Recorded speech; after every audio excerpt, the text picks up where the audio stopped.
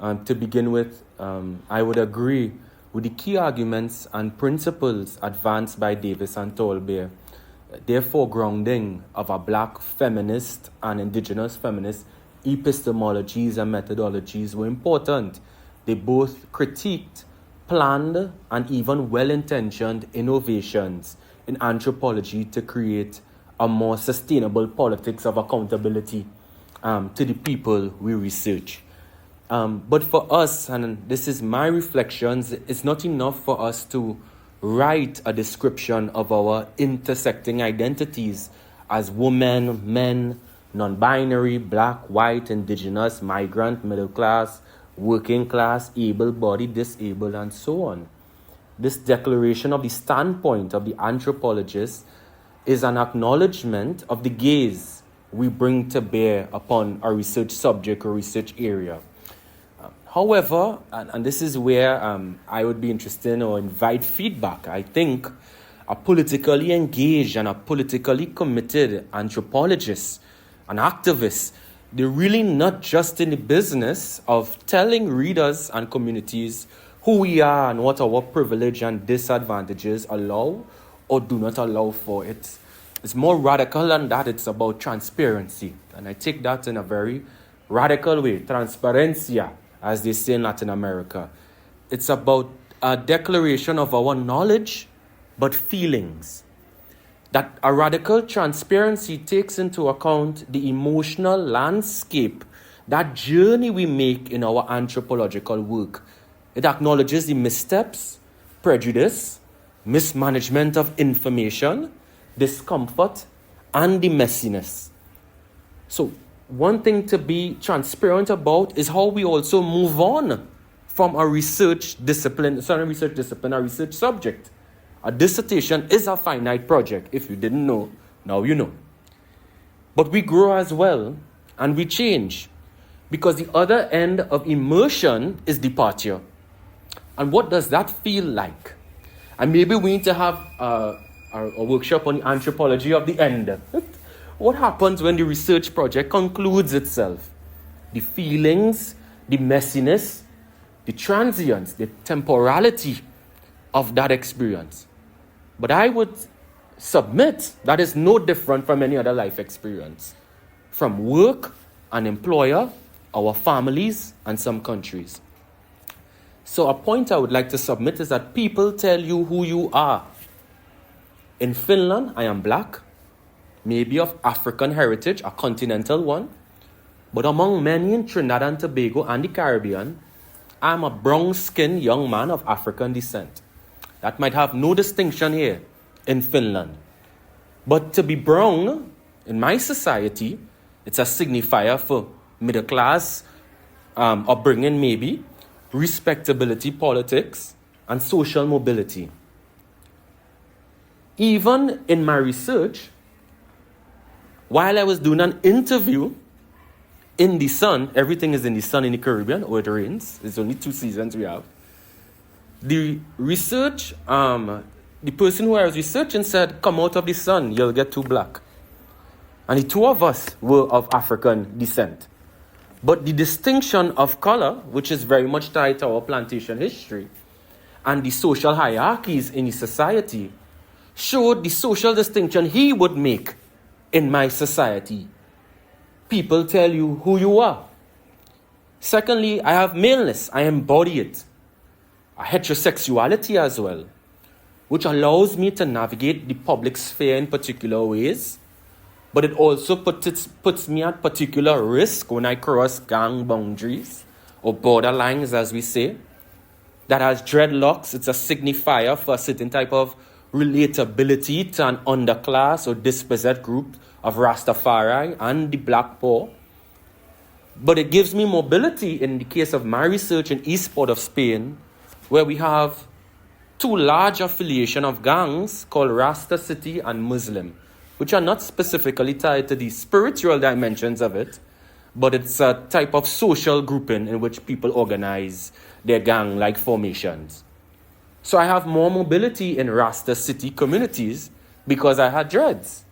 And of course, I didn't have these dreads in 2 weeks. This has been growing for a number of years in my life. But who would have imagined there would be a social situation in the society which gives me a unique kind of access to one area and challenges with another one in my native country? So even in my country where I am a citizen and I take second place to no one, there are certain access points, entry points, and limitations I have with mobility. So we begin to think also about in communities, because of my age, what I embodied, and the resources I represented. Some women made sexual advances to me for material benefits. But some researchers, or as you do research, have a general interest in you intimately. They like you with the way you speak or communicate or represent care in the community. This is the experience of activist research. These are the emotions we carry when we go into communities. How does that inflect in our writing? How does that make us understand the social order that is happening in a particular polity? So activism brings about a very rapid form of identity formation as well, where you quickly begin to understand the political capital you possess in a particular social setting, the political legitimacy you have, or the lack of it. And what it encourages, and in fact impels or compels, is the use of political strategy.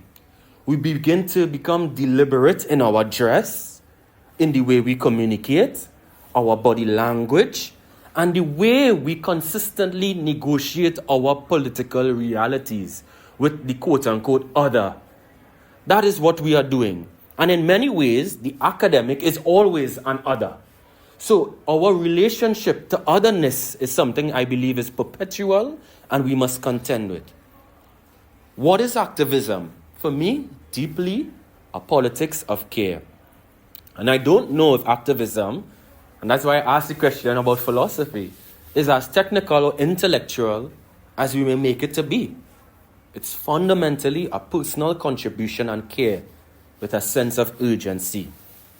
And therefore, the binary of giving back versus standing with, I do not think they are mutually exclusive, in my opinion. Giving back is time-bound and transactional. Standing with is commitment-based. For many researchers, they can stand with people even if they could no longer give back. But also, not everyone who gives back to a community is standing with the community as well. These are, very fluid terms when we think about it, even though I understand the utility of what Tolbear was proposing in trying to think about a robust framework to have a deeper form of political commitment. In terms of my activist background, I've been an activist since I was an adolescent. And in terms of research, my MPhil on interdisciplinary gender studies looked at feminist pedagogy and young men and the possibilities for consciousness raising. Now that I'm doing my PhD dissertation, I look at something called the latrine eradication program for persons who use outhouses as a toilet facility. And this is a feature of rural and urban poverty, but I focus specifically on a form of urban poverty. And though I do not live in those conditions, I continue to work with public advocacy for the community. I do work on engendering the state program, and I also amplify some of the actors in high-level fora so that they have a position to speak on those platforms. The fact of the matter, when I complete this PhD project, that part of me or work might be over. But I do know, in my short enough life, that in activism there is no final victory or failure. And it is true. I would like to cite the great European philosopher, a group of them called Coldplay. They said, I no longer want to see a generation drop. I rather be a comma than a full stop. And in many ways, our careers are taking form in many iterations and itineraries where we move, our thinking moves, but so does our activist focus. And the more we do work in communities, when we think about being a comma than a full stop.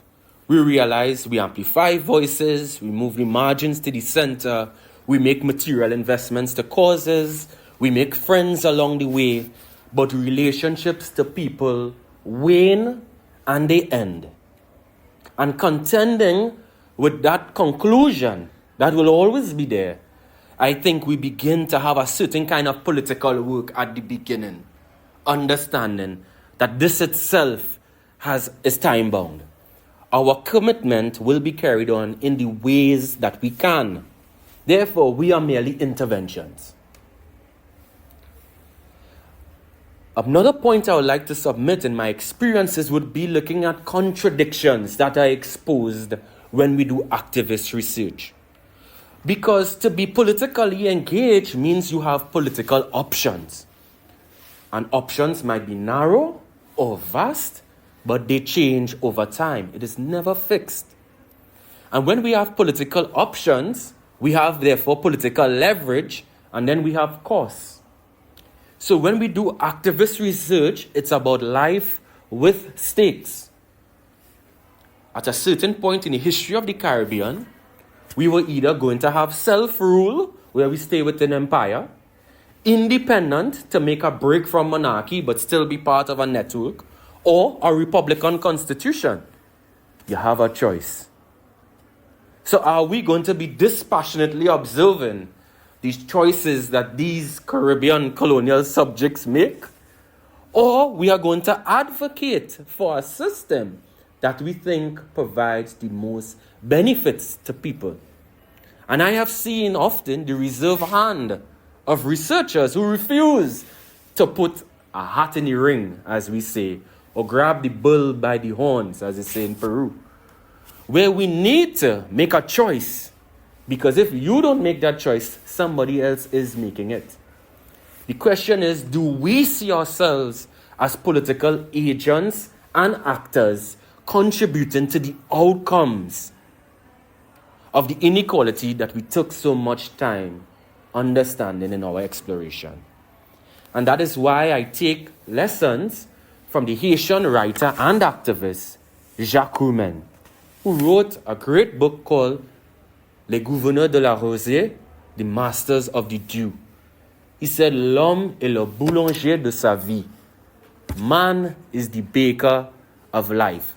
So I will take his statement in the most feminist way as possible. We are all the bakers of our lives and the architects of our future. And to imagine the political agency of others was also to recognize the political agency in ourselves. And the activist researcher examines what is possible to ensure people are capable to act on that agency. Because when we make political choices, we experience scrutiny as political actors in our environments.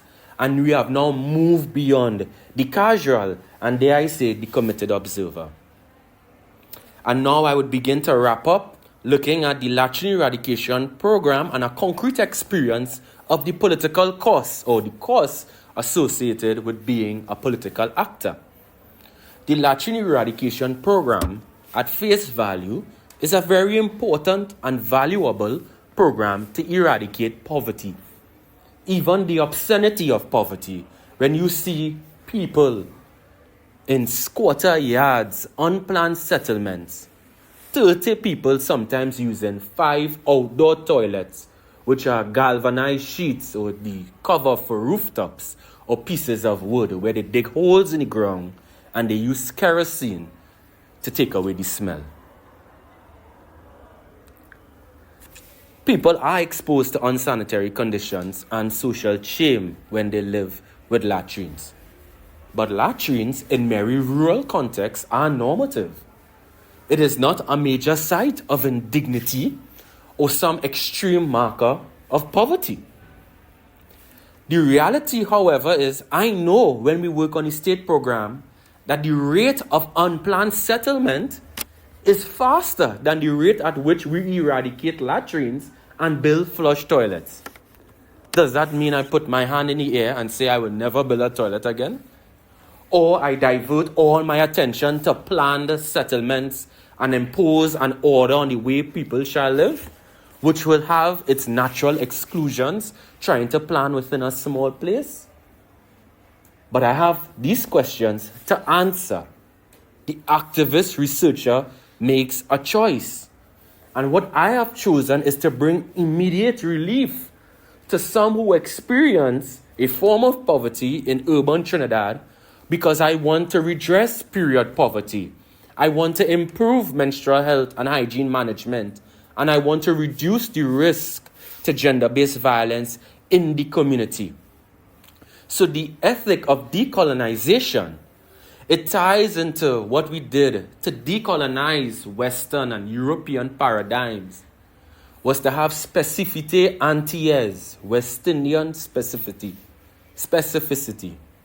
But I would like to go further, that the human being has a particular and complex set of emotions, like places. And decolonization is to render all subjects as complex, including your relationship to them and the place. So we take into account sights, songs, smells, fears, light and dark. And that is when we begin to have a more decolonial experience, where we account for our emotional journey among a community or in a place. It produces intimacy, from knowledge as something that is cerebral to understanding, which could be affective as well. It is possible through patience, because as Dr. Ford said, work is time consuming. And where I close here is on the issue of governability, because as my investment is a social justice that is deeply connected to development justice. What is the model of development at stake here? What is the order of that society? How shall I live and how shall we live? Because I've never asked how shall they live. As an activist researcher, I ask how shall I live and how shall we live? I have never asked how shall they live. That is impersonal. That is distant. That is, in a Marxist sense, bourgeois. I am deeply committed to transforming the reality of the people, whether I'm there for 6 weeks or 6 years. Because I believe those conditions let us explore the full human potential. I believe they have strategies, investments, values, and knowledge systems, cosmologies, that can teach me certain things and make all of us live better. And that way the Guyanese poet Martin Carter says, all are involved, all are consumed. And perhaps coming from a small island developing state, it is imperative that we imagine the order of the society in our young independent countries. But there is no purity to political position, though we must still make a political choice. Activist research means that we are invested in the outcomes of our research and contend with the consequences of our research and actions. So in conclusion, I would turn to an experience I had with a Bobo Shanti Rastafari in Trinidad. He said, Amilcar, you read a lot of sociology, you're named after Marxists, so everybody in university calls you a radical. But if he was a good boy inside of the church, they would have called you compassionate. Thank you.